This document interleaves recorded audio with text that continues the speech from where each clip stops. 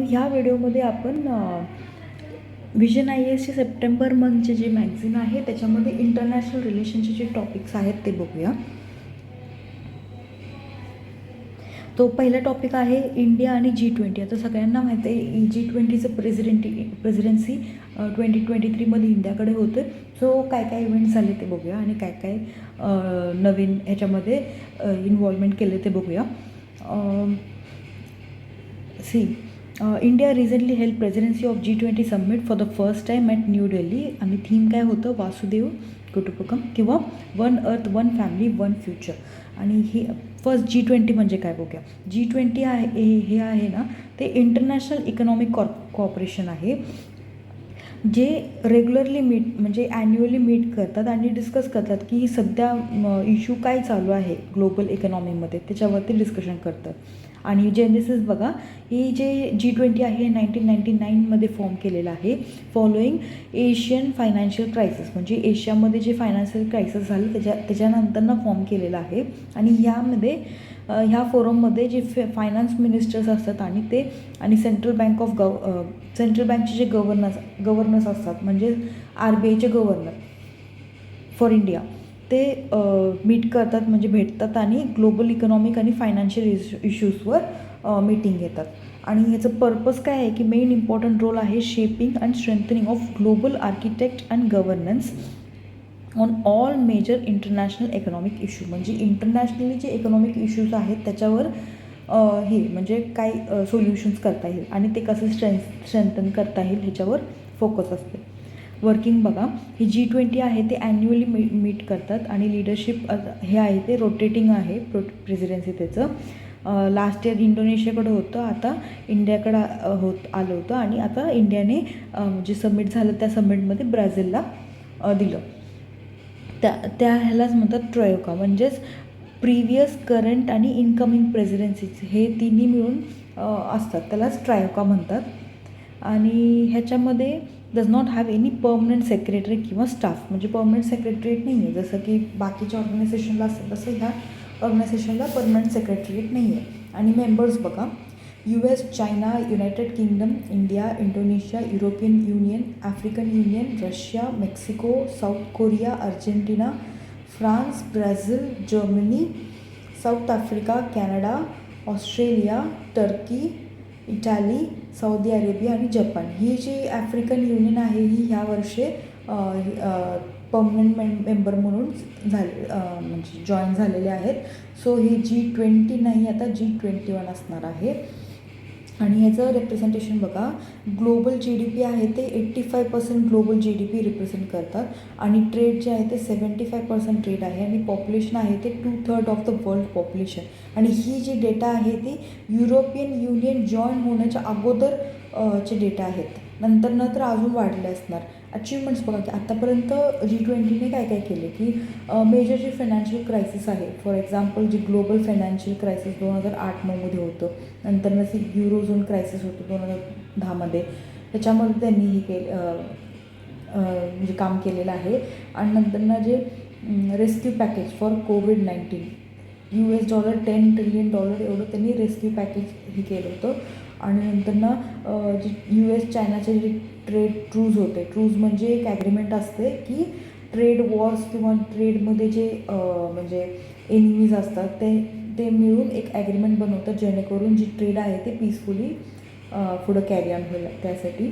आणि नंतर tax reforms पण घेऊन आलेत लो इन्कम कंट्रीजमध्ये. नंतर की आउटकम बघा काय काय आहे ते. दिल्ली डिक्लेरेशन, जे ॲक्च्युली सगळ्यांनी ॲडॉप्ट केलं होतं दिल्ली डिक्लेरेशन, जे कंट्रीजने, मेंबर कंट्रीजने. नंतर ग्लोबल बायोफ्युएल अलायन्स पण लॉन्च केलेलं आहे to increase the consumption of biofuels. त्यानंतर India Middle East Europe economic corridor IMEC हे पण एक मेमोरंडम साईन केलेलं आहे. हे सगळं आपण डिटेलमध्ये पुढे करणार आहोत, हे फक्त लिस्ट आउट करते मी पॉईंट्स. नंतर फॉर्मल इन्क्लुजन ऑफ आफ्रिकन युनियनला परमनंट मेंबर म्हणून G20मध्ये इन्क्लूड केलं. नंतर अदर आउटकम्स काय आहे बघा. G20मध्ये एक सॅटेलाईट मिशन प्रपोज केलं होतं, जे की एन्व्हायरमेंट अँड क्लायमेट ऑब्झर्वेशन ह्याचं एम काय आहे, to help the countries of the global south, म्हणजे ग्लोबल साऊथच्या जे कंट्रीज आहेत ना त्यांना हेल्प करण्यासाठी. नंतर ना एक रेग्युलेटरी फ्रेमवर्क आहे कशासाठी, for crypto assets and use of artificial intelligence responsibility. आणि नंतर ना जे फ्रेमवर्क कन्सेन्स आहे, global digital public infrastructure repository respectively, म्हणजे ही एक डिजिटल पब्लिक इन्फ्रास्ट्रक्चर रिपॉझिटरी हे करण्यासाठी एक फ्रेमवर्क बनवलेला आहे. आणि सिग्निफिकन्स काय आहे G20चं, एक फायनान्शियल स्टेबिलिटी आणण्यासाठी, जी ग्लोबली फायनान्शियल स्टेबिलिटी आणण्यासाठी G20चं खूप महत्त्व आहे. कारण तुम्ही बघता इथं की नियर अबाउट GDP आहे 85% GDP G20 कंट्रीजचा आहे.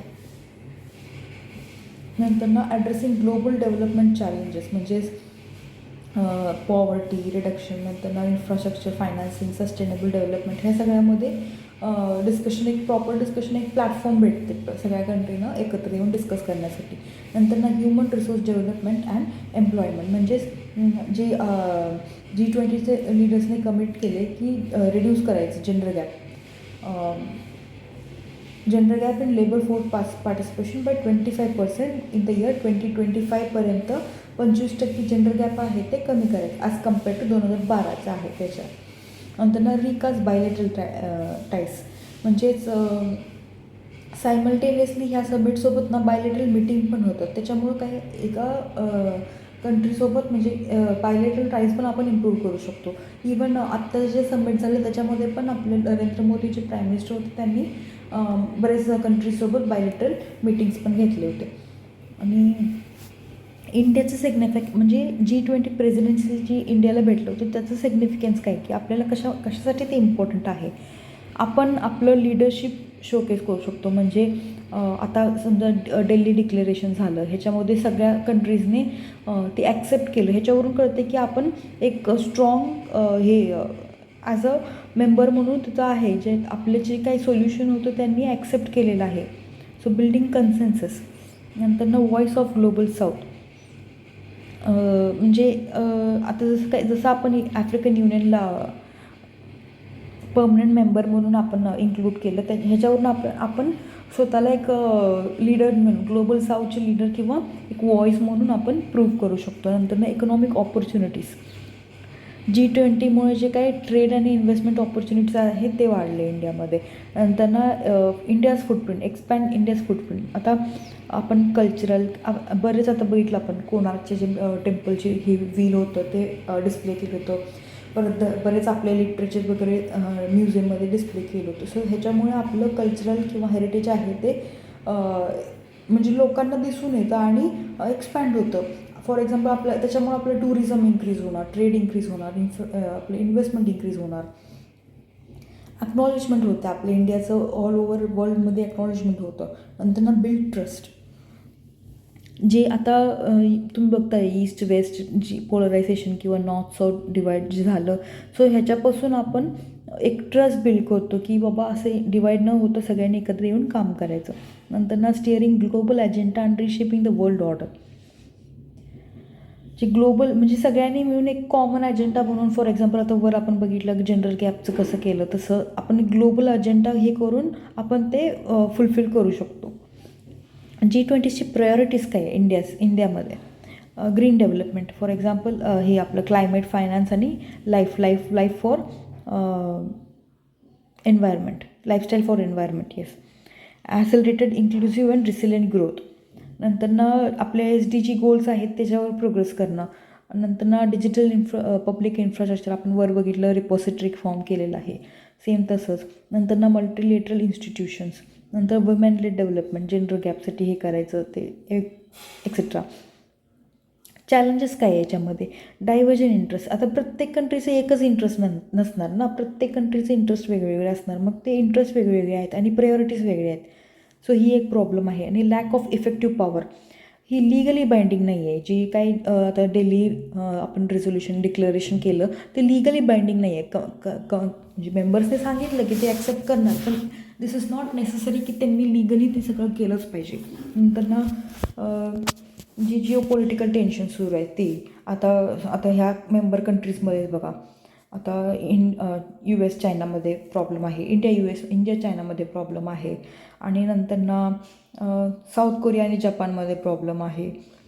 सो असे बरेच कंट्रीज आहेत जे एकमेकासोबत प्रॉब्लेम्स आहेत, तरी पण सो ही एक कन्सर्न आहे G20मध्ये. नंतर inadequate response to global challenges, म्हणजे ह्याच्यामध्ये जे ग्लोबल चॅलेंज आहेत त्याच्यावर न लक्ष देता बाकीचंच आपण हे करतो. आता फॉर एक्झाम्पल क्लायमेट चेंज हे ग्लोबल चॅलेंज आहे, इनइक्वालिटी ह्याच्यावर जास्त फोकस करत नाही आहे. लिमिटेड अकाउंटेबिलिटी अँड ट्रान्सपरन्सी हे एक प्रॉब्लेम आहे. आणि रायसिंग प्रोटेक्शनिझम म्हणजे प्रत्येक कंट्री आपले जे डोमेस्टिक ही मार्केट आहेत त्यालाच इम्पॉर्टन्स देतात. त्याच्यामुळे मग ते काय करणार की जे इम्पोर्ट्स आहेत त्याच्यावर सँक्शन्स लावणार. सो ही एक प्रॉब्लेम आहे. तर वे फॉरवर्ड आपण ह्याच्यातून काय करू शकतो, इन्क्लुसिव्हिटी, म्हणजे जे नॉन मेंबर कंट्रीज आहेत, स्टेट्स आहेत, त्यांना रीच करून त्यांच्यासोबत डिस्कस करायचं आणि त्यांना पण इन्व्हॉल्व करायचं. नंतर अवॉइडिंग इंटरनल कॉन्फ्लिक्ट, म्हणजे जे मेंबर कंट्रीज आहेत त्यांच्यामध्ये सुद्धा इंटरनल कॉन्फ्लिक्ट होऊन द्यायचं नाही. नंतर इफेक्टिव्ह इम्प्लिमेंटेशन, जे काय आपण डिसिशन घेतलेलं आहे ते प्रॉपर इम्प्लिमेंट होतं आहे की ना ते बघायचं. नंतर मेंटेनिंग कंटिन्युइटी, हे जे आपण म्हणजे आता समजा ह्या दिल्ली डिक्लेरेशनमध्ये जे काय रिझोल्युशन केलेलं आहे ते नेक्स्ट ह्याच्यामध्ये पूर्ण केले की नाही हे बघायचं. सो त्याच्यामुळे कंटिन्युटी राहते. आता न्यू दिल्ली डिक्लेरेशन्स काय काय बघू. ॲसिलरेटिंग प्रोग्रेस ऑन SDG, आपले SDG गोल्स आहेत ना ते हे करायचं. मग त्याच्यामध्ये आपण डेटा फॉर डेव्हलपमेंट हे इंट्रोड्यूस केलेलं आहे प्रिन्सिपल्स. त्याच्यामध्ये आपण लॉन्च केले data for development capacity building initiative. नंतर ॲग्रिकल्चर रिलेटेड बरेच काय केलं, मार्केट इन्फॉर्मेशन सिस्टम आणि ग्लोबल ॲग्रिकल्चर मॉनिटरिंग केलेलं आहे. नंतर वन हेल्थ अप्रोच हे पण आपण फोकस केलेलं आहे. नंतर strong sustainable balanced and inclusive growth, ह्याच्यामध्ये काय की फिनान्शियल इन्क्लुजन ॲक्शन प्लॅन ही ह्याच्यावर फोकस केलेला आहे. नंतर एक फ्रेमवर्क डेव्हलप केले for mapping global value chain. नंतर स्टार्टअपसाठी पण फोकस केलेला आहे, एस्टॅब्लिशमेंट केले 20 एंगेजमेंट ग्रुप्स. नंतर वुमेन एम्पॉवरमेंटसाठी काय केले बघा, फुल फ्लेज एक वर्किंग ग्रुप हे क्रिएट केलेलं आहे जे फक्त आणि फक्त वुमेन एम्पॉवरमेंटसाठी काम करणार आहे. नंतर multilateral institutions for 21st century. आता ॲग्रीमेंट ऑन UNSC's रिफॉर्म ही केले 20G20मध्ये फर्स्ट टाईम त्यांनी ॲग्रीमेंट केलेलं आहे की जी UNSC आहे त्याच्यामध्ये रिफॉर्म्स आणलं पाहिजे. नंतर roadmap for implementing the recommendation of the G20 independent review of the multilateral development bank capacity adequate framework, हे एक फ्रेमवर्क फॉर्म केलेलं आहे. नंतर technological transformation and digital public infrastructure, ह्याच्यामध्ये वन फ्युचर अलायन्स हे प्रपोज केलेलं आहे, जे की एक व्हॉलंटरी इनिशिएटिव्ह असणार for supporting the implement of DPI, म्हणजे digital public infrastructure in low and middle income कंट्रीजमध्ये, म्हणजे ते इम्प्लिमेंट करण्यासाठी प्रपोजल बनवलेलं आहे. नंतर India plan to build and maintain a global public, तेच आपण वर वाचलेलं रिपॉझिटरी एक फॉर्म करणार आहे जी व्हिर्च्युअल रिपॉझिटरी असणार आहे आणि voluntary shared by G20 members. आणि joint roadmap to support a coordinated and comprehensive policy and regulatory framework for crypto ॲसेटला रेग्युलेट करण्यासाठी एक जॉईंट हे रोडमॅप फॉर्म करायचं. नंतर इंटरनॅशनल टॅक्सेशन रेट, म्हणजे profit allocation, nexus and global minimum taxation, ह्याच्यावर पण म्हणजे कमिटमेंट्स केलेले आहेत. नंतर green development, encourage effort to triple renewable energy by 2030, ही ग्रीन डेव्हलपमेंटमध्ये हे गोल आहे, ते एनकरेज करतं आपण काय काय करायचं त्यासाठी. नंतर पॅक्ट फॉर सस्टेनेबल फ्युचर, म्हणजे recognition for the need of about 5.8 to 5.9 trillion in the pre-2030 period for developing countries to implement their NDCs. NDCs म्हणजे nationally determined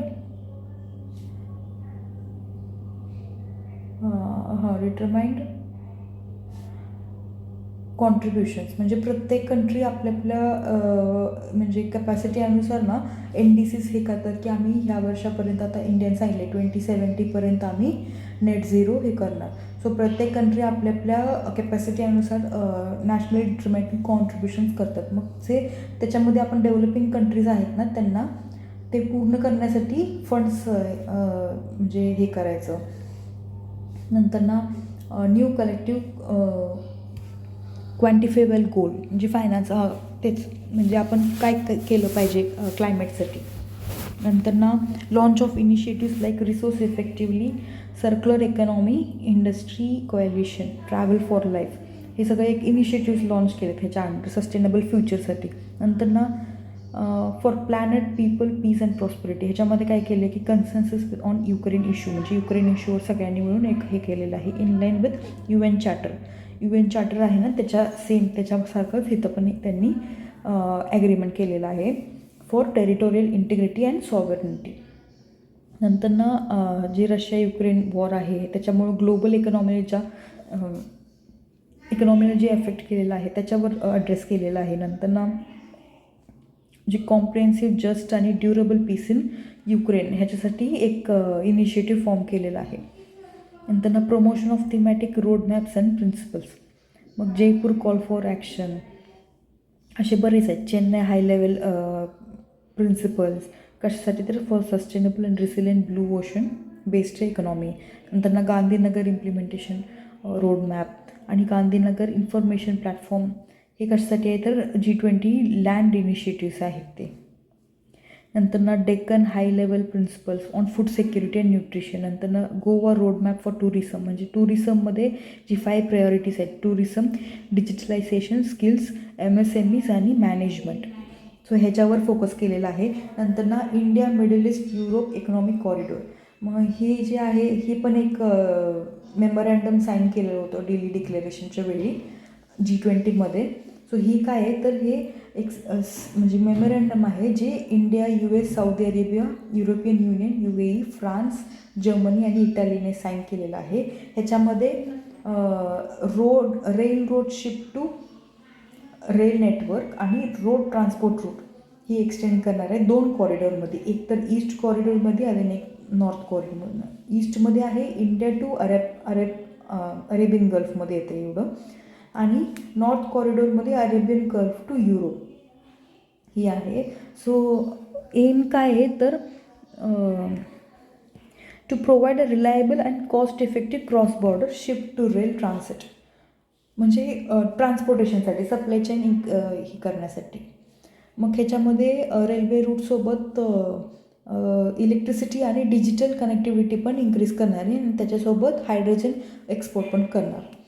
आणि हे जे मग project form a part of partnership for global infrastructure आणि investment, ह्याच्याखाली हे project येते जी 2021मध्ये announce केलं होतं G7 समिटमध्ये UKमध्ये. आणि ही ॲक्च्युली एक काउंटर इनिशिएटिव्ह आहे. कशासाठी तर चायनाचे जे BR आहे बेल्ट अँड रोड इनिशिएटिव्ह त्याला काउंटर करण्यासाठी IMEC हे PGII फॉर्म केलेला आहे, ज्याचं फुल फॉर्म आहे partnership for global infrastructure and investment. आणि अजून एक ह्याच्यासारखंच अजून एक आहे ते ट्रान्स आफ्रिकन कॉरिडॉर, हे पण ह्याच्यासारखंच एक दुसरं इनिशिएटिव्ह आहे जे BRLला काउंटर करण्यासाठी यूज केलेलं आहे. नंतर सिग्निफिकन्स ऑफ IMEC इन इंडियामध्ये काय सिग्निफिकन्स आहे, हे जे ट्रेड आहे ना इंडिया आणि युरोपचं ह्याचं ट्रेड आहे 40% स्पीडअप करणार आणि लॉजिस्टिक कॉस्ट जे आहे ते कमी करणार आणि जे ट्रेड आहे ते इन्क्रीज करणार गुड्स अँड सर्व्हिसमध्ये. आणि ही एक जे आपलं इंडियाचं जे ॲक्ट वेस्ट पॉलिसी आहे ना त्याला बूस्ट करण्याचं काम करते हे. आणि सिग्निफिकन्स काय आहे IMECचं तर crucial milestone in the shift of global order towards Eurasia. So towards Eurasia आपण शिफ्ट करू शकतो. नंतर ना commitment of US, Europe and emerging power such as India, Saudi Arabia and UAE to promote more balanced and interconnected Eurasian order. Same युरेशियामध्ये एक proper balance असलं पाहिजे त्यासाठी हेल्प करते हे. नंतर ट्रेड फॅसिलिटीज आणि ॲक्सेसिबिलिटी, इझिली ॲक्सेसेबल असणार, ट्रेड कॉस्ट कमी होणार, आपण ट्रान्सपोर्टेशन इझिली करू शकतो, मार्केट ॲक्सेस इझिली असणार.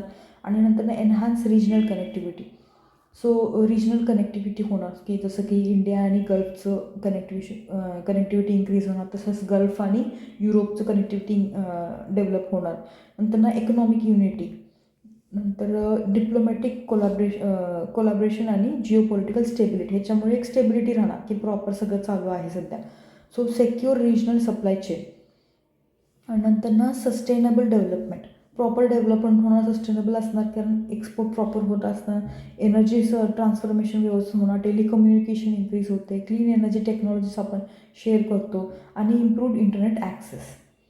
हां, आता IMEC China belt road initiative आहे ना, त्याच्यामध्ये डिफरन्स काय आहे बघू. हे जी in terms of objective both mega transactional प्रोजेक्ट्सचं सिमिलर, दोन्ही ऑब्जेक्टिव्हचं सेम आहे दोन्हीचं, पण जी बेल्ट अँड रोड इनिशिएटिव्ह आहे ना, ते ॲक्च्युली मोठं आहे, म्हणजे स्केल तुझं मोठं आहे, कारण ह्याच्यामध्ये 150 कंट्रीज इन्वॉल्व्ह आहे. हे जे बेल्ट अँड रोड इनिशिएटिव्ह आहे ना,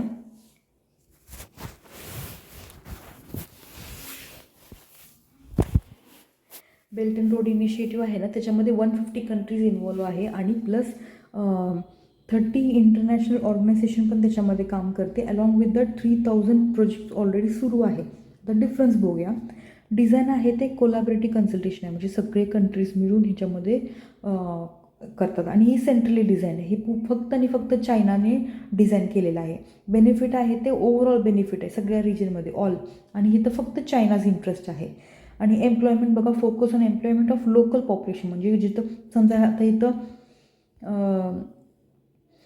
UAE सुरू आहे, तर इथल्या लोकल पॉप्युलेशनला एम्प्लॉयमेंट भेटणार. नंतर ना इथं जॉर्डनमध्ये असेल तर जॉर्डनमधल्या लोकल पॉप्युलेशनला एम्प्लॉयमेंट भेटणार. तसं नाही, हे फक्त आणि फक्त BR आहे ते चायनीज कंपनीजना आहे ना, तेच फक्त त्यात येऊ शकतात. म्हणजे ते साईन करतानाच तसं साईन करतात की चायनीज ह्याला एवढं त्यांनी हे केलं पाहिजे असं. नंतर ना डेप्ट प्रॅक्टिसेस काय, proposals to follow the best international डेप्ट प्रॅक्टिसेस. पण ह्याच्यात काय आहे की ही काय करतात की डेप्ट बर्डन इन्क्रीज करतात त्या कंट्रीमध्ये. आता ह्या चॅलेंज काय बघू, IMECचं complex geopolitics of the region, the corridor extend diverse nation with varying political dynamic. आता प्रत्येक कंट्रीमध्ये आता सगळेच डेमोक्रेटिक कंट्री नाही, आता इथं हे आहे मोनार्क आहे. सो ह्याच्यामध्ये खूप डायवर्स आहे, डायनामिक आहे. Uncertainties surrounding Saudi Arabian Israel relation may hamper cooperation, म्हणजे यांच्यामध्ये काय ना काय ते प्रॉब्लेम फ्युचरमध्ये येऊ शकतं. नंतर ना एक्झिस्टिंग रायवलरीज, ऑलरेडी रायवलरी आहे. ते China may seek divert trade investment towards its own corridor. नंतर ना इजिप्टस डॉमिनन्स, आता स्विस कॅनलमध्ये इजिप्टचं डॉमिनंट आहे. इजिप्त गप बसणार का, आपण जर सगळं आता स्विसमधून म्हणजे ह्या रूटमध्ये स्विस आहे. सो स्विसमधून नियर अबाउट सगळे ट्रेड ट्रान्सफर होते. आणि आता आपण हे जर डायवर्ट करून इकडं घेऊन गेलो तर हे का बसणार आहेत का, कारण ह्यांचं ट्रेड आहे ते अफेक्ट होणार. सो ते मध्ये इन्वॉल्व्ह होणार. नंतर ना लॉजिस्टिक चॅलेंज आहे, म्हणजे प्रॉपर लॉजिस्टिक नाही आहे, ट्रान्सपोर्टेशन प्रोटोकॉल नाही आहे, मेकॅनिझम नाही आहे प्रॉपर फिनान्शियल. नंतर ना इन्फ्रास्ट्रक्चर कमी आहे आपल्यामध्ये अजून. नंतर ना सिक्युरिटी कन्सर्न्स पण आहे, ऑलरेडी तिथं टेररिझम आहे, कॉन्फ्लिक्ट सुरू आहे, पॉलिटिकल इन्स्टेबिलिटी आहे. सो लूट होऊ शकतं मध्येच. सो हे सगळं प्रॉब्लेम आहे.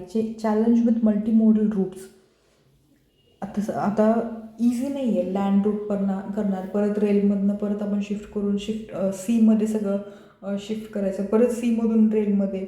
सो खूप हेक्टिक प्रोसेस आहे. आणि फिनान्शियल कमिटमेंट, सो कमिटमेंट नाही आहे कोणाकडेच, म्हणजे कोणच कमिट करत नाही की आम्ही एवढं खर्च करणार किंवा तेवढं खर्च करणार. सो ही एक प्रॉब्लेम आहे.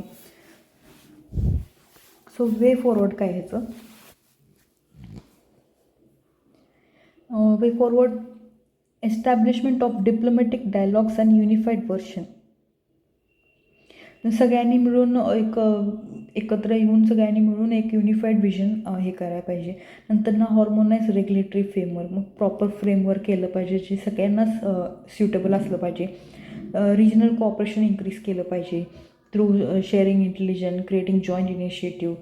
नंतर ना रोबस्ट फायनान्शियल फ्रेमवर्क, फायनान्स हे सगळ्यात मेन आहे, त्याच्यावर सगळ्यांनी मिळून काम केलं पाहिजे.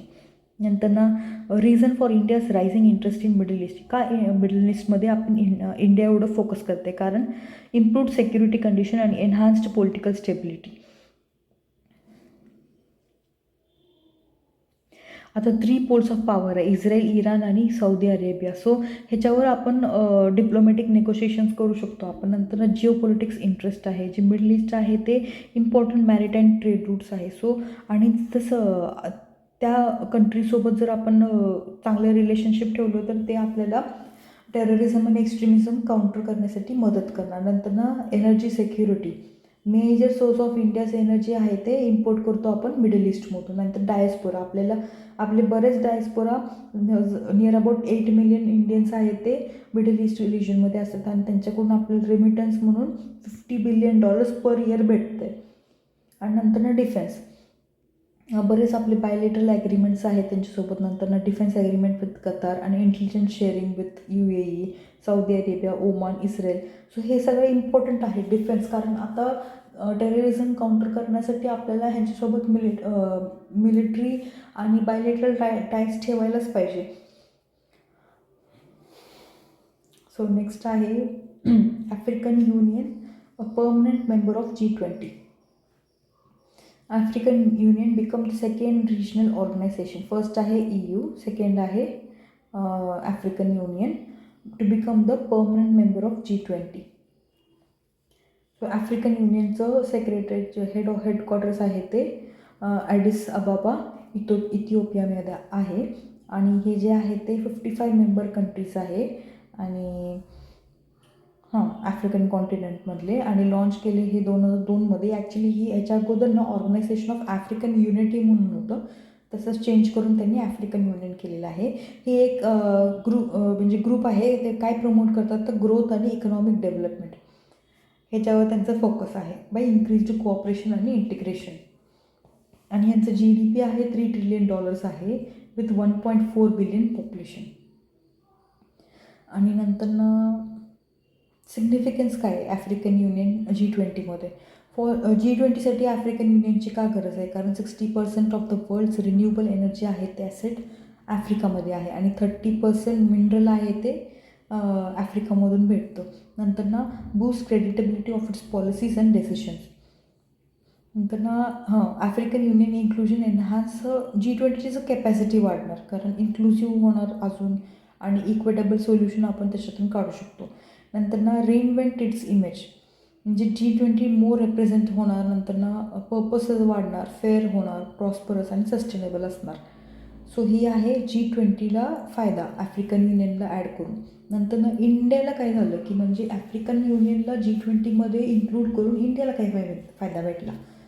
ग्लोबल साऊथमध्ये आपण हे करू शकतो, म्हणजे लीडर म्हणून किंवा व्हॉइस ऑफ ग्लोबल साऊथ म्हणून आपण ह्याच्यामध्ये प्रूव्ह करू शकतो. नंतर मल्टीपोलर वर्ल्ड आपण ही इन्क्लूड करू शकतो, सेम इक्विटेबल आणि रिप्रेझेंटेटिव्ह इंटरनॅशनल ऑर्डर.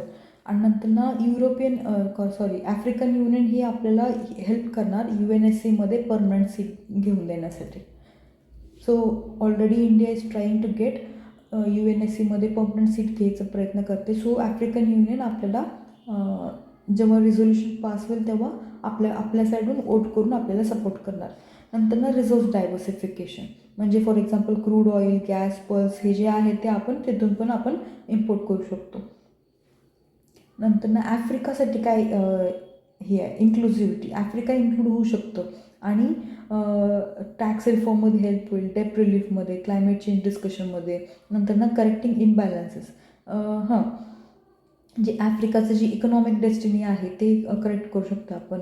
नंतर signal towards the growth of Africa, म्हणजे extremism, victim of war, hunger, disaster ह्याच्यामधून त्यांना रिलीफ भेटू शकतं.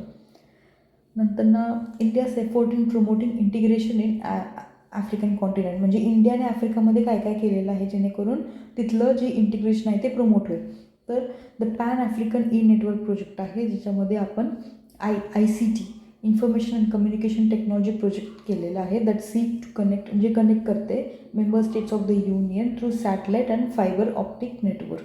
नंतर इंडिया आफ्रिका फोरम समिट आहे, जे इंडिया आणि आफ्रिकाचं कोऑपरेशन डेव्हलप करते. आणि the Indian technical economic cooperation programme, हे काय आहे एक लीडिंग कॅपॅसिटी बिल्डिंग प्लॅटफॉर्म आहे by ministry of external affairs, G African युनियनमध्ये ॲक्टिव्ह आहे सध्या. नंतर एशिया आफ्रिकन ग्रोथ कॉरिडॉर, जी आपल्याला इन्फ्रास्ट्रक्चर आणि डिजिटल कनेक्टिव्हिटी डेव्हलप करण्यासाठी यूज होते.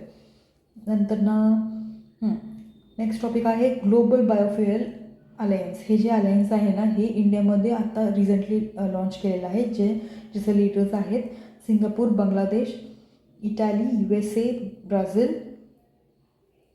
अर्जेंटिना, मॉरिशियस आणि UAE हे सगळ्यांनी मिळून लॉन्च केलेलं आहे. हे जे अलायन्स आहे ही central repository of knowledge and export hub for biofuel ह्याच्यामध्ये हे असणार आहे त्यांचं रोल. आणि यांचं एम काय आहे, कॅटलिटिक प्लॅटफॉर्म म्हणजे ग्लोबल बायोफ्युएल्स वर्ल्डमध्ये ॲक्सेप्ट करून यूज करण्यासाठी हे करणार आहेत ते. आणि प्रेझेंट मेंबर्स कोण आहे, 7 G20 मेंबर्स आहेत. आपण बरोबर वाचले, Argentina, Brazil, Canada, India, Italy, south Africa आणि USA. आणि 4 G20 इन्व्हायटी मेंबर्स आहेत म्हणजे बांगलादेश, सिंगापूर, मॉरिशियस आणि UAE. आणि 8 नॉन G20 मेंबर्स पण आहेत. कुठले कुठले आहेत, Iceland, Kenya, Guyana, Paraguay, Seychelles, Sri Lanka, Uganda आणि फिनलँड.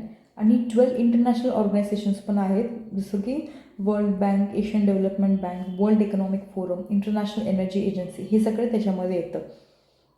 आता data been over 80% of the global sustainable biofuel production आहे ते फक्त 4 मार्केटमध्ये आहे जसं की US, ब्राझील, युरोप आणि इंडोनेशिया.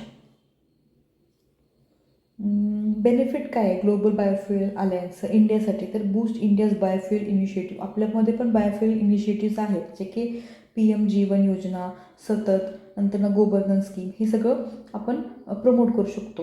नंतर contribute to increasing farmers income वाढवू शकतो आणि नवीन जॉब क्रिएट करू शकतो. आणि रेड्यूस ऑइल डिपेंडन्सी, इंडियाची जी डिपेंडन्सी आहे 80% ऑन क्रूड ऑइल ते रेड्यूस होणं. नंतर achieve national targets. National target काय आहे की 20% इथेनॉल ब्लेंडिंग करायचं 25-26पर्यंत. सो ते आपण अचीव करू शकतो. नंतर additional opportunity for India's industries म्हणजे meeting global biofuel demand and exporting technology and equipment. आता ग्लोबल बायोफ्युएल अलायन्स जी आहेत त्याचं इम्पॉर्टन्स काय आहे बघू. Develop a market for biofuel. So ही आपल्याला एक मार्केट डेव्हलप करून देण्यासाठी हेल्प करते. नंतर ensure a stable supply of eco fuels. So त्या मार्केटमध्ये आपल्याला सप्लाय प्रॉपर भेटणार. नंतर रोबस्ट स्टँडर्ड. मग हे काय करतं, फॅसिलिटेट करतं म्हणजे इन्क्रीज करतं, डेव्हलपमेंट वाढवतं, अडॉप्शन, इम्प्लिमेंटेशन, इंटरनॅशनली ॲक्सेप्ट करायला हेल्प करतं.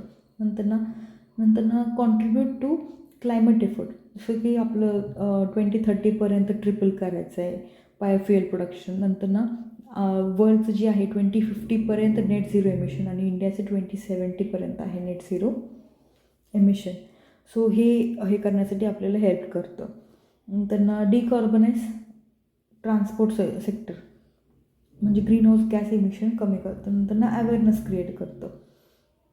आणि ह्याच्यामध्ये चॅलेंजेस काय काय आहे ग्लोबल बायोफ्युएल अलायन्सचं, लॅक ऑफ क्लिअर डेफिनिशन म्हणजे प्रॉपर डेफिनेशन नाही आहे की नक्की काय करणार आहे त्याच्यामध्ये. टेक्नॉलॉजी ट्रान्सफर, आता कंट्रीज आहेत ना, मेन प्रॉब्लेम आहे टेक्नॉलॉजी ट्रान्सफरच करत नाहीत. त्यांचं मेन जे इम्पॉर्टंट टेक्नॉलॉजीज आहेत ते कधीच ट्रान्सफर करत नाही, हे एक प्रॉब्लेम आहे. नंतर जिओ पॉलिटिकल कंटेस्टेशन म्हणजे जे ऑइल प्रोड्युसिंग नेशन्स आहेत जसं की मिडल ईस्टमधले, त्यांना ते आवडणारच नाही ना, मग त्यांचं मार्केट कमी होणार. सो ही एक प्रॉब्लेम आहे. नंतर slow growth. The deployment of biofuel is not accelerating fast enough especially compared to other renewable resources like solar and wind. जसं सोलार आणि विंडचं फास्ट ॲडॅप्टेबल आहे तसं बायोफ्युएल्स नाही आहे. नंतर प्रोडक्शन रिलेटेड चॅलेंजेस आहेत म्हणजे तेच कॉस्ट इफेक्टिव्ह नाही आहे. नंतर हे आपलं क्रॉपिंग पॅटर्न ह्याच्यावर डिपेंड आहे. परत नंतर त्याचं फूड प्रोडक्शन आणि प्राईसवर अफेक्ट करतं. सो हे सगळे इश्यूज आहेत. कन्क्लुजन काय आहे की सस्टेनेबल लॉंग टर्म प्लॅनसाठी इफिशियंट इन्व्हेस्टमेंटची गरज आहे, फॉस्टर इनोव्हेशनची गरज आहे, रिझॉल्व सप्लाय चेन इश्यूज जे आहेत त्याच्यावर काम केलं पाहिजे आणि जे डिस्प्यूट्स आहे आणि कोलॅबरेशन्स आहे ते इन्क्रीज केलं पाहिजे. नंतर India as a global unifier. The theme of India's G20 presidency is Vasudhaiva Kutumbakam किंवा वन अर्थ, वन फॅमिली आणि वन फ्युचर हे आपलं थीम आहे. आयडिया काय याचं की वर्ल्ड इज वन फॅमिली हे आपलं आयडिया आहे आणि it affirms the value of all life जे की ह्युमन, ॲनिमल, प्लांट आणि मायक्रो ऑर्गॅनिझम हे सगळंच इन्क्लूड करते. आणि interconnectedness of planet earth and wider universe ह्याला इंटरकनेक्ट करायचं मेन एम आहे. आणि हे जे आहे ना थीम, हे ॲक्च्युली एक उपनिषद फिलॉसॉफी आहे, ज्याचा अर्थ आहे की divinity of every living being. म्हणजे जे काही ह्युमन बिईंग आणि एव्हरी लिव्हिंग बिईंग आहे ते डिवाईन आहे असं यांचं म्हणणं आहे. आणि to progress as a one universal family, हे एक त्यांचं मेन प्रोग्रेसिव्ह थॉट आहे. आणि ओरिजिन बघा कुठे आहे, कुठून आलं ते, हे तीन संस्कृत वर्डमधून आलेलं आहे. वसुधा, ज्याला अर्थ किंवा वर्ल्डला वसुधा म्हणतात. इवा म्हणजे लाईफ, आणि लार्ज एक्सटेंडेड फॅमिलीलाच कुटुंबकम म्हणतात. आणि हे जे आहे ते हितोपदेश त्या उपनिषदमधलं आहे, महाउपनिषदमधलं आहे, रिटन बाय नारायण पंडित. आणि हे जे आयडिया आहे ना, ही ऑल्सो रिफ्लेक्टेड वैदिक सेईंगमध्ये आहे की यात्रा विश्वम भवती एकनिदम. सो सिग्निफिकन्स काय आहे ह्या आयडिओलॉजीचं, तर ह्युमन सेंट्रिक प्रोग्रेस असणार आहे की आपण ह्युमन डेव्हलपमेंट, ह्युमन राईट्स ह्याच्यावर फोकस करणार. इन्क्लुजन असणार की सगळ्याच लोकांना इन्क्लूड करून आपण विचार करणार. अस वेसेस अस देममध्ये न्यूट्रलिटी येणार की तुम्ही का आम्ही असं क्लासेस राहणार नाही, की आपण सगळे एकत्र येऊन काम करणार. नंतर ना ग्लोबल कॉमन जे इश्यूज आहेत, inequality, gender gap, hunger, poverty, हे सगळ्यावर आपण फोकस करणार. आणि आयडिओलॉजिकल हार्मोनायझेशन, म्हणजे प्रत्येक लोकांमध्ये आहे की इक्वालिटी असलं पाहिजे, पण ते प्रत्येकजण आपल्या डेफिनेशनमध्ये असते. मग हे सगळे एकत्र येऊन एक हार्मोनाइज्ड आयडिया आपण फॉर्म करू शकतो. आणि इंडिया म्हणजे कसं काम करते हे ग्लोबली युनिफाय करण्यासाठी, तर एन्व्हायरमेंटल कन्झर्वेशन, मग जसं की आपल्याला इंडियामध्ये आपण लाईफ मिशन जे हे केलेलं आहे, नंतर ना नेट झिरो एमिशन टार्गेट आहे, नंतर ना लँड डिग्रेडेशन कमी करायचं, मल्टिलेटरल इनिशिएटिव्ह जे फॉर्म करतो की सोलार अलायन्स, बायोफ्युएल अलायन्स, हे जे आहे तर हे सगळं त्याच्यामध्ये इन्वॉल्व्ह होते.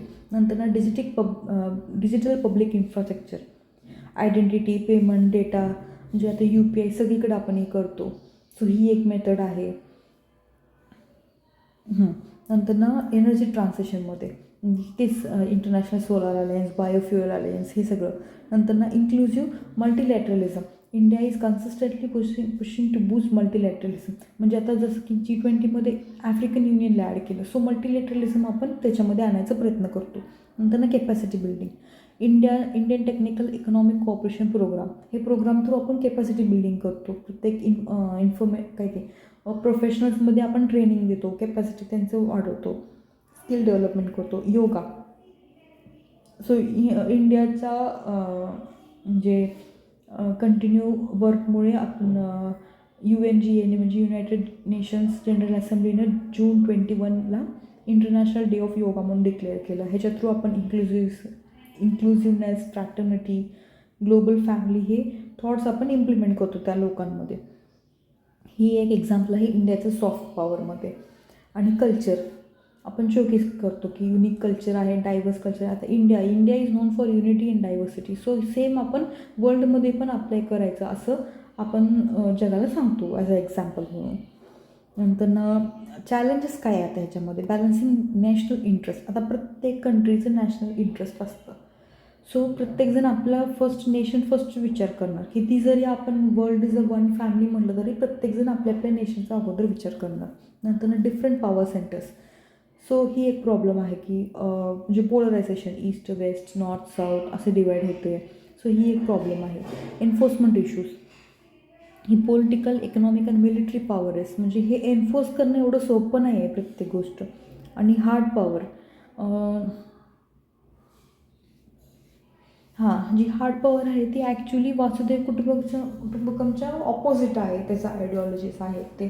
नंतर ना आयडेंटिटी पॉलिटिक्स, सो ही एक प्रॉब्लेम आहे की तुम्ही मोठे आहेत का आम्ही मोठे आहेत, ही आपण प्रूव्ह करण्यासाठी, रायवलरीज प्रूव्ह करण्यासाठी ही एक प्रॉब्लेम आहे. वे फॉरवर्ड काय असू शकतं, को एक्झिस्टन्स, सो हिचं काय नाही आहे.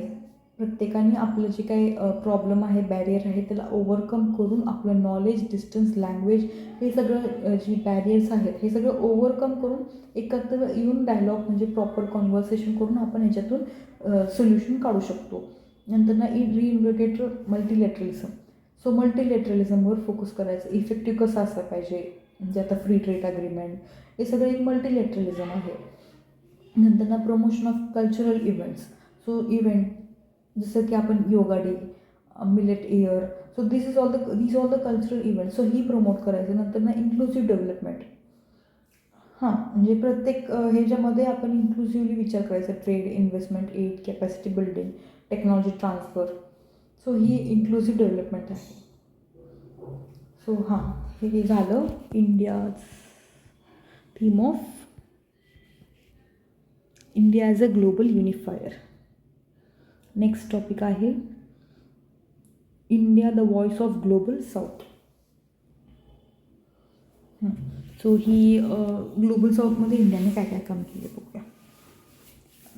फर्स्ट आहे ती सपोर्टेड युरोपियन युनियन. G20मध्ये पर्मनंट मेंबर भेटले. नंतर ना मल्टीलॅटरल डेव्हलपमेंट बँकमध्ये डिस्कशन, म्हणजे रिफॉर्म्स आणलं पाहिजे हे डिस्कस केलं. डेप्ट रिस्ट्रक्चरिंगवर. नंतर ना resource mobilisation for climate finance. नंतर ना G20 थीम आहे वासुदेव कुटुंबकम. ह्याच्यावर पण इन्क्लुजन्स आपण हे केलं, म्हणजे साऊथला इन्क्लूड करा तुम्ही नॉर्थमध्ये. नंतर ना factors favouring India to act as a voice. म्हणजे काय काय आहे पहिल्यापासूनच आहे. Non alignment movement.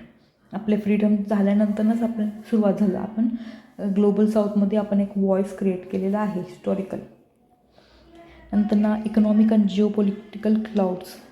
नंतर ना bridge between developed and developing country. नंतर ना कारण इंडिया हे आहे ते फास्टेस्ट ग्रोईंग इकॉनॉमी आहे वर्ल्डमध्ये. नंतर ना रिस्पॉन्सिबल पार्टनर, म्हणजे ह्युमन एड. आपण काही जरी प्रॉब्लेम आला तर इंडिया फर्स्ट असेल. जसं की टर्कीमध्ये जे अर्थक्वेक झालं होतं तेव्हा पण आपण इंडियन प्राईम मिनिस्टरने लगेच एड सेंड केलं होतं तिकडं टर्कीला. What is global south. Global south म्हणजे काय actually. It refers to country often characterised as developing, less developed or under developed. हे जे आहे ना हे ग्लोबल साऊथ, म्हणजे हे सगळे कंट्रीज आहेत ते डेव्हलपिंग, लेस डेव्हलप किंवा अंडर डेव्हलप्ड कंट्रीज आहेत. त्याला ग्लोबल साऊथ म्हणतात. आणि ह्याचं फर्स्ट कन्सेप्ट आहे ते पहिल्यांदा आपण कुठं बघतो तर ब्रँडेड रिपोर्ट ऑफ 1980. ह्याच्यामध्ये त्यांनी सांगितलं की divide between north and south countries on their technological advancement, GDP and standard of living. जे की ॲक्च्युली चुकीचं आहे पण त्यांनी केलेलं आहे. एक आहे ऑस्ट्रेलिया साऊथमध्ये असून पण ग्लोबल साऊथमध्ये येत नाही, नॉर्थमध्ये येते ते, कारण की डेव्हलप्ड कंट्री आहे. Challenge faced by global south. काय काय चॅलेंज आहे. Under representation. आपलं रिप्रेझेंटेशन असं नाही आहे. फॉर एक्झाम्पल UNSCमध्ये एकही ग्लोबल साऊथमधलं कंट्रीज पर्मनंट मेंबर नाही आहे.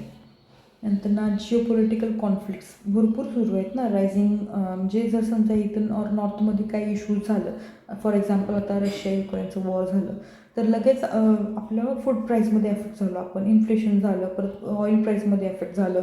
सो ही एक हे आहे, प्रॉब्लेम आहे. नंतर diverging approach of global north on नॉर्मेटिव्ह issues, म्हणजे प्रॉपर कन्सेन्सस नाही आहे, ह्युमन राईट देत नाहीत, डेमोक्रेसी. सो ही जी कॉन्सेप्ट आहे ना, दोन्हीकडे आयडिओलॉजीज वेगळ्या आहेत दोन्हीचं. नंतर ना global south is डिस्प्रपोर्शनली impacted by the most of the global challenges including climate change. नंतर ना काय आहे इंडियाचे इनिशिएटिव्स काय for the global south. Millet and other ancient grain international research initiative Maharishi. आपण इंडियाचे इनिशिएटिव्ह आहे रिगार्डिंग मिलेट. नंतर ना global south centre for excellence, म्हणजे ह्याच्यामध्ये आपण रिसर्च करतो. नंतर ना south science and technology initiative आहे, ज्याच्यामध्ये स्पेस टेक्नॉलॉजी, न्यूक्लिअर एनर्जीबद्दल आपण इन्फॉर्मेशन शेअर करतो. नंतर ना यंग डिप्लोमॅट्स फोरम, जी डिप्लोमॅटिक व्हॉईस आहे त्याच्यावरती आहे. नंतर ना ग्लोबल साऊथ स्कॉलरशिप पण देतो, जे स्टुडंट्स आहेत त्यांना हायर एज्युकेशन इंडियामध्ये करण्यासाठी. नंतर ना G20 satellite mission for environment and climate observation, म्हणजे जे काय व्हायटल क्लायमेट आणि वेदर डेटा आहे ते शेअर करायचं. नंतर how has India positioned itself as a leader of global south. मग gaining goodwill by utilising multi directional diplomatic engagement, economic and technology growth trajectory. म्हणजे आपण सगळीकडे हे करतो ना, ईस्टकडं ॲक्ट ईस्ट पॉलिसी आहे, आपलं वेस्ट ईस्ट पॉलिसी आहे. सो आपण सगळीकडे युरोपियन युनियनसोबत आपलं आहे, ब्रिक्स आहे. सो कनेक्टेड आहे सगळ्यांसोबत. आणि त्याच्यामध्ये आपण वॅक्सिन मैत्रीण इनिशिएटिव्ह थ्रू आपण काय केलं की 100 कंट्रीजला प्रोव्हाइड केलं मेडिसिन अँड वॅक्सिन. नंतर ना democratising climate governance in global arena, मग ह्याच्यामध्ये सपोर्ट केलं कॉमन पण डिफरन्शिएटेड रिस्पॉन्सिबिलिटीज. म्हणजे रिस्पॉन्सिबिलिटी सेम आहे की टेम्परेचर 1.5% कमी करायचं, ही सगळ्यांचं कॉमन रिस्पॉन्सिबिलिटी आहे. पण डेव्हलप नेशनने ह्याच्यावर जास्त काम केलं पाहिजे आणि जी डेव्हलपिंग कंट्रीज आहेत त्यांनी थोडं कमी केलं तर चालते. सो ह्याला म्हणतात common but differentiated responsibility.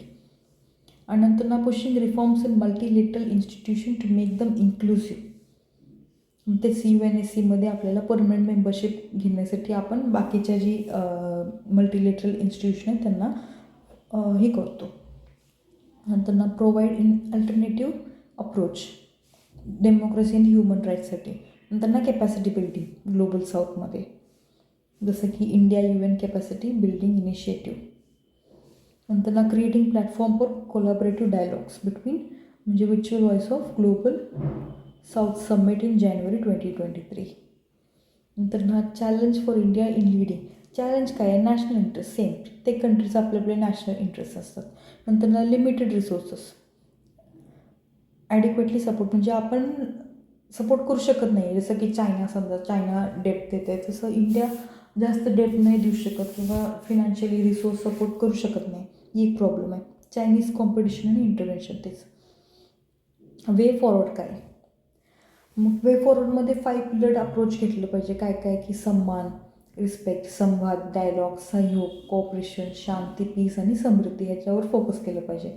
Develop synergies, म्हणजे सगळ्यांनी एकसारखं आयडियाज ट्रेडमध्ये, टेक्नॉलॉजीमध्ये, टुरिझममध्ये, रिसोर्समध्ये ह्याच्यामध्ये एकत्र विचार केला पाहिजे आणि टेक्नॉलॉजी ट्रान्सफर केलं पाहिजे. नंतर ना reforming global trade and finance institution, ही एक आहे. म्हणजे जसं की वर्ल्ड ट्रेड ऑर्गनायझेशनमध्ये आपण हे करू शकतो, म्हणजे रिफॉर्म्स आणू शकतो. नंतर ना India's proposal to re-energise the world. India has called the world global agenda of 4 Rs, म्हणजेच रिस्पॉन्स, रिकग्नाइज, रिस्पेक्ट आणि रिफॉर्म. रिस्पॉन्स आहे ते ग्लोबल साऊथला प्रायोरिटीज देऊन रिस्पॉन्ड करा. नंतर ना रिकग्नाइज म्हणजे principle of common but differentiated रिस्पॉन्सिबिलिटीजला रिकग्नाइज करून प्रत्येक कंट्रीची सॉव्हर्निटीला रिस्पेक्ट केलं पाहिजे आणि ते यूज करून रिफॉर्म्स आणलं पाहिजे इंटरनॅशनल इन्स्टिट्यूशनमध्ये.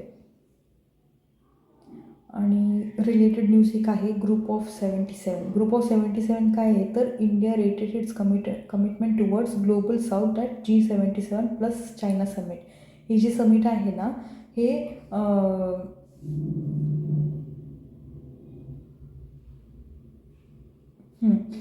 हे काय आहे की 1964मध्ये केलेलं आहे. डेव्हलपिंग कंट्रीजचे ग्रुप आहे, त्याच्यामध्ये provide means to countries south to articulate and promote their collective economic interest. म्हणजे साऊथमध्ये जे कंट्रीज आहेत त्याचं इकॉनॉमिक इंटरेस्टवर वर्क करते. हे टोटल 134 कंट्रीज आहे आणि largest intergovernmental organisation of developing countries in united नेशनमध्ये आहे. युनायटेड नेशनमध्येच येते ते, फक्त ग्लोबल साऊथचे कंट्रीज आहेत ना तेवढे येतात त्यात 77 कंट्रीज. नंतर ना India Asian. So recently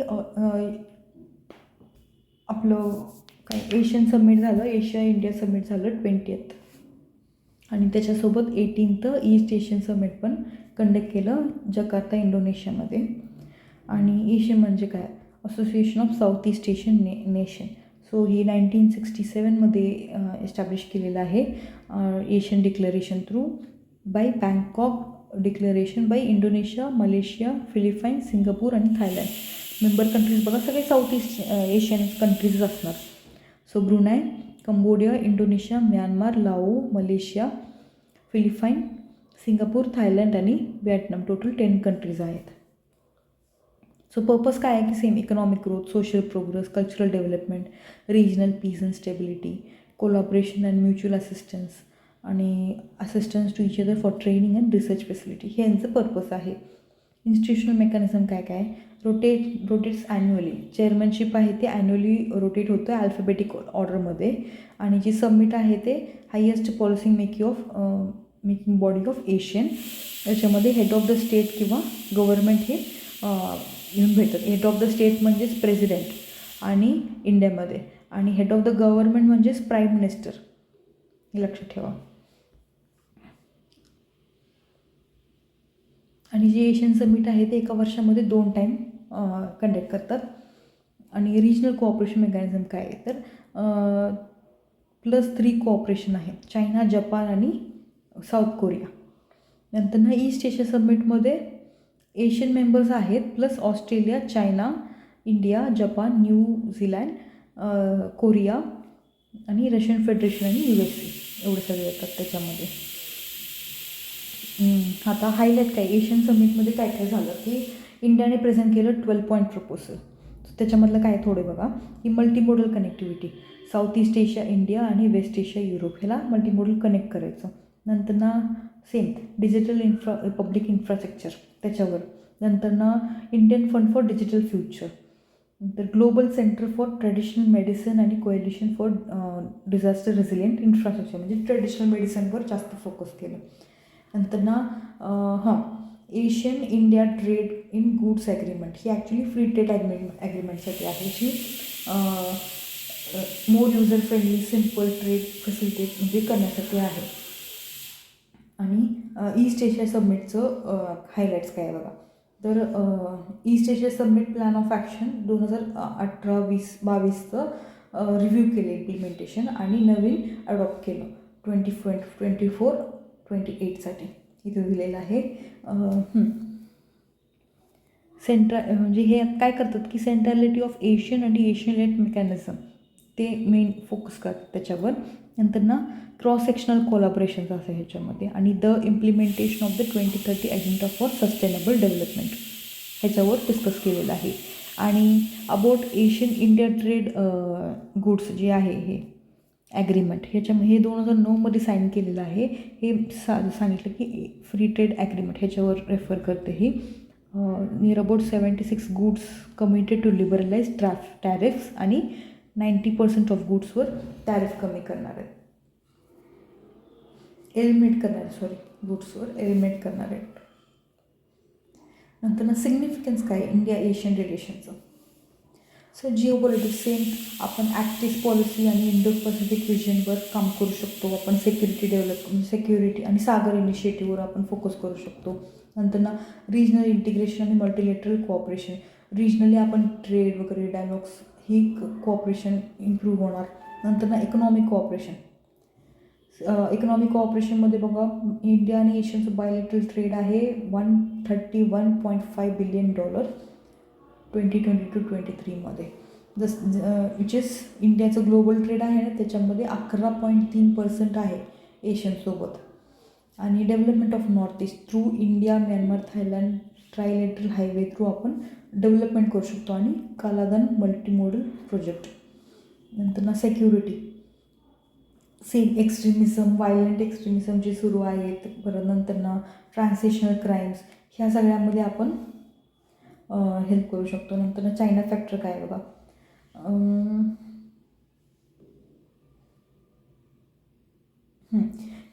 चायनाला counter करण्यासाठी आपण एशियनसोबत प्रॉपर रिलेशनशिप मेंटेन केलं पाहिजे. कारण चायना आहे ते आता नवीन मॅप रिलीज करतं आणि फॉल्सली क्लेम करते आपल्या लँड आणि मॅरिटाईम ऑफ इंडिया आणि south east Asian country. So आपलं नीड्स आहे ते सेम आहेत इंडिया नेशनचं.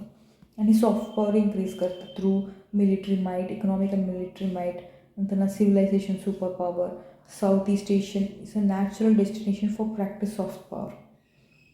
फॉर एक्झाम्पल आता इंडिया आणि साऊथ ईस्ट एशियन कंट्री एवढं सिमिलॅरिटीज आहे. बुद्धिझम कल्चर आहे ते, रिलिजन आहे ते तिथं फॉलो करतात बरेच जण. परत नंतर बरेच टेम्पल आहेत, योगा, एपिक्स लाईक रामायण, महाभारत हे सगळंच आहे. आणि एशियनमध्ये पण जे साऊथ इंडियामधले चोला डायनेस्टी जे होते ते मेनली स्प्रेड झालं होतं मलेशिया इकडं इंडोनेशियाला. इवन जी तमिळ स्पीकिंग पॉप्युलेशन आहे तमिळनाडूनंतर सेकंड हायेस्ट पॉप्युलेशन मलेशियामध्ये आहे. सो ही एक सॉफ्ट पॉवर डिप्लोमसी आपण डेव्हलप करू शकतो. नंतर कन्सर्न्स काय, प्रॉब्लेम काय, ग्रेट पॉवर कॉम्पिटिशन. इंडो पॅसिफिकमध्ये पॉवर एस्टॅब्लिशमेंट करण्यासाठी US आणि चायनाचं ऑलरेडी खूप चालू आहे कॉम्पिटिशन. त्याच्यामध्ये आता इंडिया पण आपण पण उतरलो आहे. नंतर ना वायडनिंग ट्रेड डेफिसिट, ह्याच्यासोबत आपलं साऊथ ईस्ट एशियन कंट्रीसोबत बरेच आपले ट्रेड डेफिसिट सुरू आहे. म्हणजे $43.57 बिलियन पासून म्हणजे झालेलं आहे. अगोदर $25.76 बिलियन होतं, विच इज डबल्ड ॲक्च्युली. आणि कम्पिटिंग रिजनल ॲग्रीमेंट्स, आता बरेच असे बाकीचे पण रिजनल ॲग्रीमेंट आहे. आता RCEP इंडियाने साईन केलेलं नाही, पण साऊथ ईस्ट एशियन कंट्रीज सगळेच आहेत त्याच्यामध्ये. नंतर ना CPTPP, सो हे सगळं कम्पीट करते आपल्या ह्याच्यासोबत, एशियनसोबत. नंतर ना lack of market access and connectivity, proper market access नाही आहे, ट्रेड नाही आहे, इन्व्हेस्टमेंट नाही आहे, बिझनेस टू बिझनेस आणि पीपल टू पीपल टाईज खूप कमी आहे, जरी गव्हर्नमेंटचं टाईज असलं तरी. नंतर ना डिलेड प्रोजेक्ट, आता IMT जे India Myanmar Thailand trilateral highway project आहे ना, ते डिले झालेलं आहे. सो ही एक इश्यू आहे. नंतर ना चायना फॅक्टर, मेन म्हणजे चायना फॅक्टर. चायनाचं डॉमिनेशन खूप आहे साऊथ ईस्ट एशियन कंट्रीमध्ये. नंतर ना वे फॉरवर्ड काय आहे की कॉम्प्रिहेन्सिव्ह स्ट्रॅटेजिक पार्टनरशिपची गरज आहे, जे की आपण coordination between Indo Pacific ocean initiative आणि एशियन आउटलुक ह्याच्यावर हे करू शकतो. नंतर ना मॅरिटाईम कोऑपरेशनची गरज आहे, बरेच एक्सरसाइज अजून हे केलं पाहिजे. सो नंतर ना व्हॅल्यू चेन इंटिग्रेशन, गुड सर्व्हिसचं प्रॉपर हे झालं पाहिजे, कॅपिटल इन्व्हेस्टमेंट पाहिजे, कॉम्पिटिशन पॉलिसीज पाहिजे, इन्फ्रास्ट्रक्चर क्वालिटी डेव्हलपमेंट केलं पाहिजे. नंतर ना एन्हान्स्ड कनेक्टिव्हिटी, सेम IMTचं म्हणजे India Myanmar Thailand trilateral highway project आहे ते प्रॉपर अगोदर केलं पाहिजे. सो आणि तेच एक्सटेंड करून परत कंबोडियाला, लाओसला, व्हिएटनामला पण कनेक्ट केलं पाहिजे, जेणेकरून आपण आपलं ट्रान्सपोर्ट सप्लाय चेन आहे ते इम्प्रूव्ह करू शकतो. नंतर ना कल्चरल आणि एज्युकेशनल एक्सचेंजेस, त्याच्यावर पण फोकस केलं पाहिजे. सो झालं एवढंच.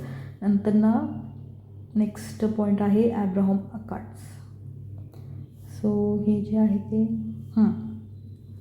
ॲब्राहम अकॉर्ड आहे ते 3 वर्ष अगोदर 2020 की 2020 साईन केलं होतं.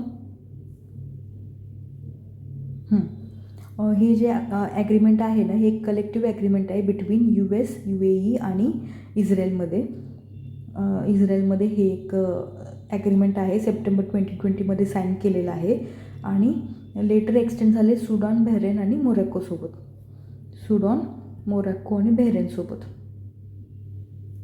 इथे बहरेन. म्हणजे ही जी ॲग्रीमेंट आहे ना, first normalisation after ties between Israel and Arab country after जॉर्डनने 1994 केलेलं आहे. आणि जॉर्डनच्या अगोदर इजिप्तने केलं होतं 1979 पीस ॲग्रीमेंट. सो ही पीस ॲग्रीमेंटची का गरज आहे, कारण इस्रायल पॅलेस्टाईनच्या युद्धामध्ये अरब कंट्रीज जे होते ते इस्रायलच्या अगेन्स्ट होते. सो कॉन्फ्लिक्ट सुरू होते त्यांच्यामध्ये. आता ह्या ॲग्रीमेंट थ्रू ते एक पीस क्लॉज त्यांनी हे केलेलं आहे. आणि बिकॉज ऑफ दिस ॲग्रीमेंट दोन्ही कंट्रीज एम्बसीज एस्टॅब्लिश करू शकतात. आणि एम्बसीज एस्टॅब्लिश झाले म्हणजे आपले ॲम्बॅसिडर्स एक्सचेंज करू शकतात नंतर ना. आणि वर्क आणि कोऑपरेट म्हणजे बाकीचं काय वर्क असेल त्याच्यामध्ये कॉपरेशन करू शकतात. म्हणजे टुरिझम इन्क्रीज करू शकतात, ट्रेड, हेल्थकेअर, सिक्युरिटी. ह्याला ॲब्राहम अकॉर्ड्स का म्हणतात, कारण जी रिलिजन इस्लाम, ख्रिश्चनिटी आणि ज्युडाइझम आहे ना, त्याच्या तिन्हीमध्ये प्रॉफिट अब्राहम जे आहेत ना ते खूप इम्पॉर्टंट पर्सन आहे, हॉलिस्टिक पर्सन आहे. नंतर ना सिग्निफिकन्स काय ॲब्राहम अकॉर्डचं, स्टेबिलिटी, रिजनमध्ये स्टेबिलिटी राहते.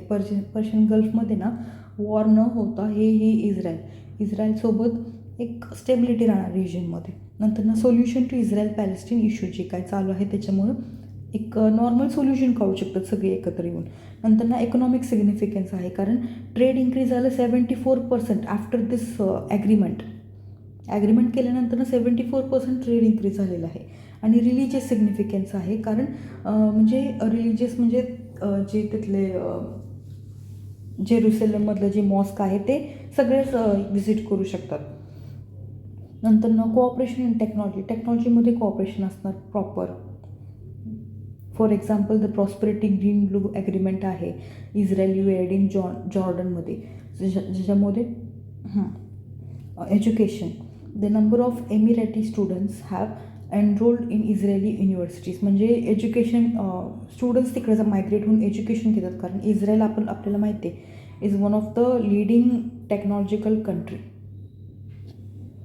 नंतर emerging challenges for Abraham accord. Challenge काय आहे तर geo political alliance, main source of energy आहे सो ते अफेक्ट होते. नंतर पॅलेस्टीन इश्यू, ही इश्यू तर नेहमी राहणार आहे ना, आता पण सुरू आहे. नंतर अँटीपॅथी टुवर्ड्स इराण.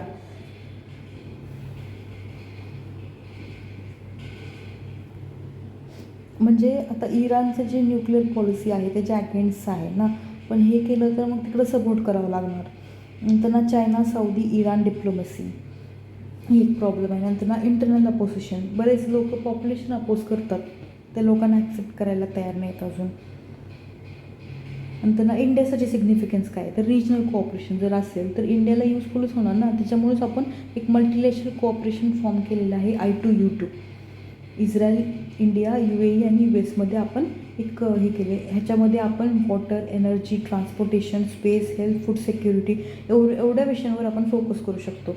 इकॉनॉमिक ऑपॉर्च्युनिटीज भेटते इंडियाला, कारण आपल्यावर सँक्शन लावणार नाहीत. अगोदर कसं इस्रायलसोबत तुम्ही हे केलं तरी इंडियाला सँक्शन्स हे करत होते, सो ते त्याच्यामधून आपल्याला हे भेटतं.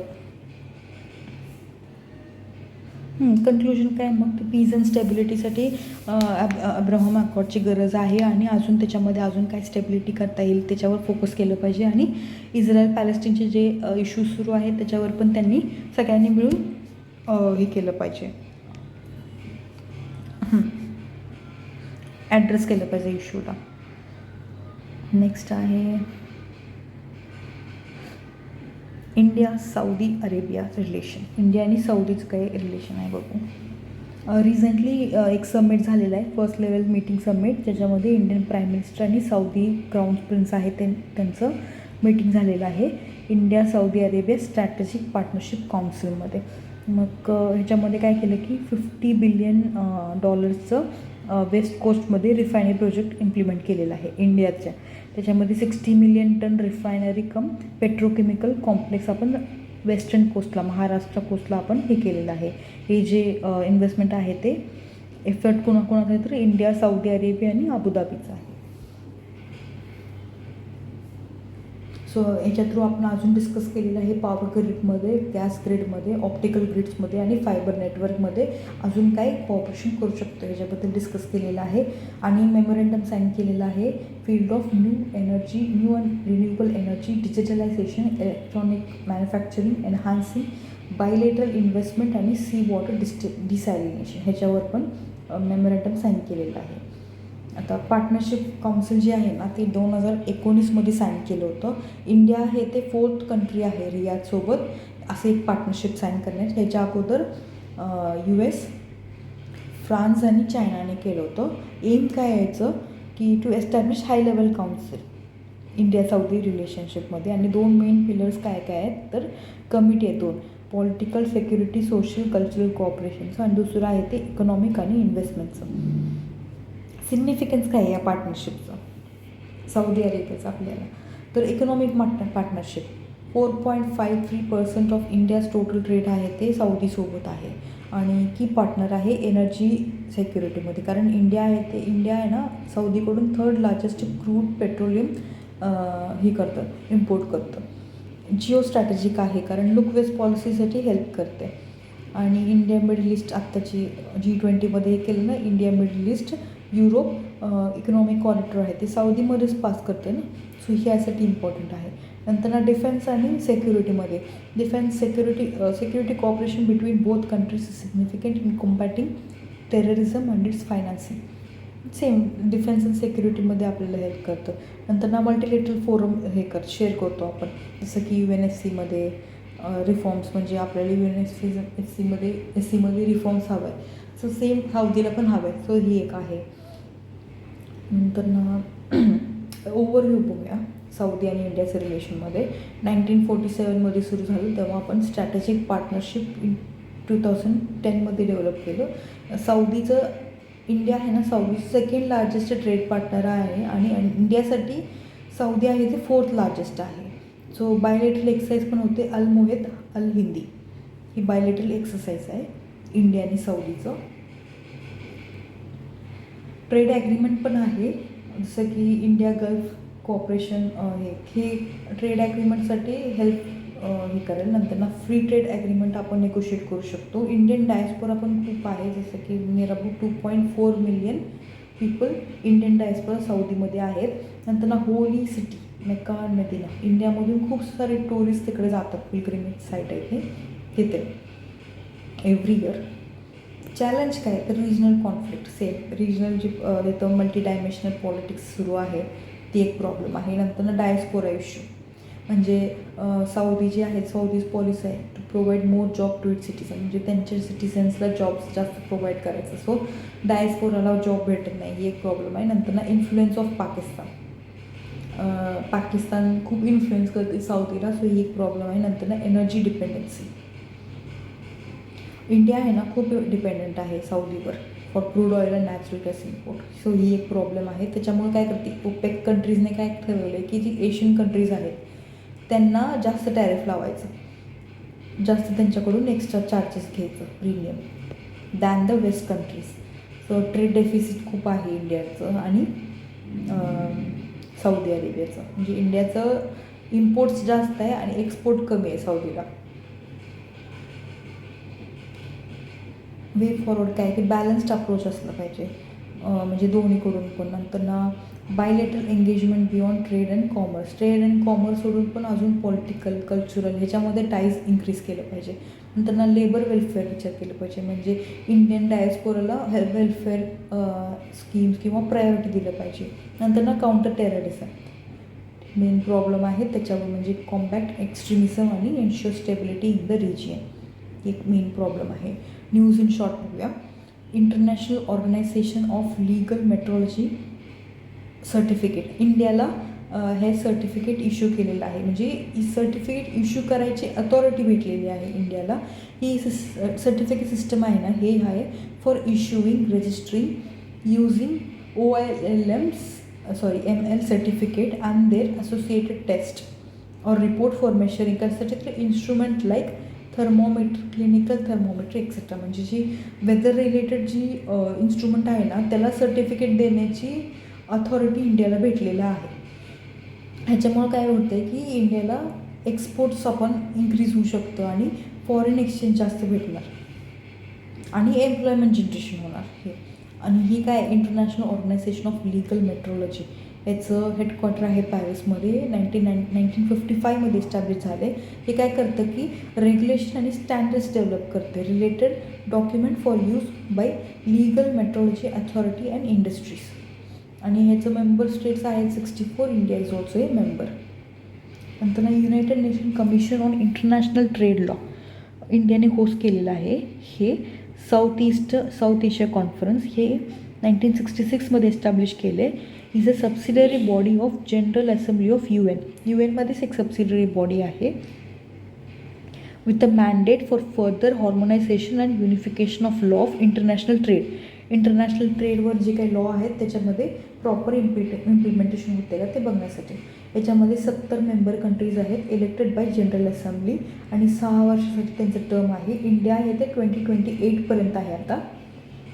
आणि नंतर ना हे वर्ल्ड ट्रेड ऑर्गनायझेशनचं पार्ट नाही आहे. वर्ल्ड ट्रेड ऑर्गनायझेशन आहे ते ट्रेड पॉलिसी रिलेटेड इश्यूज जे आहेत ना त्याच्यावर फोकस करते आणि जी UN सिट्राला आहे ना ते लॉ ॲप्लिकेबल टू प्रायव्हेट पार्टीजवर जे काही लॉ आहेत ना त्याच्यावर फोकस करतं आणि स्टेट टू स्टेट इश्यूजला फोकस करत नाही आहे. स्टेट टू स्टेटसाठी आपण WTO बघतो. नंतर ना L69 ग्रुप, L69 आहे ते call for reform in UNSC. ही म्हणजे युनायटेड नेशन्स आहे ना त्यांच्यामधलंच एक ग्रुप आहे. असे ग्रुप्स जे ॲक्च्युली प्रो रिफॉर्मर्स आहेत, म्हणजे ज्यांना UNSCमध्ये रिफॉर्म हवा आहे असे ग्रुप्स आहेत ना ते त्यांना L69 म्हणतात. सो याच्यामध्ये मग बरेच आफ्रिका, लॅटिन अमेरिका आणि कॅरेबियन, एशियन आणि पसिफिकमधले, हे बघा सगळे साऊथमधलेच आहेत कंट्रीज. तर साऊथमधले बरेच कंट्रीज आहेत ज्यांना UNSCमध्ये रिफॉर्म्सची गरज आहे. कॉमन डिझायर आहे achieve comprehensive reform in UNSC. India हे ती लीडिंग कंट्री आहे.